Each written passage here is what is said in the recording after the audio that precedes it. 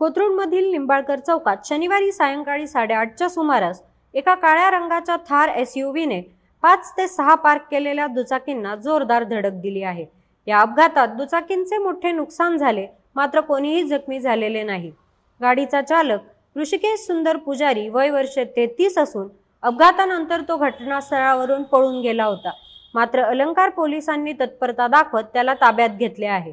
त्याची मद्यपान चाचणी ससून रुग्णालयात केली असता ती निगेटिव्ह आली आहे। दुकान मालकांनी चालकाविरुद्ध कायदेशीर कारवाईची मागणी केली आहे।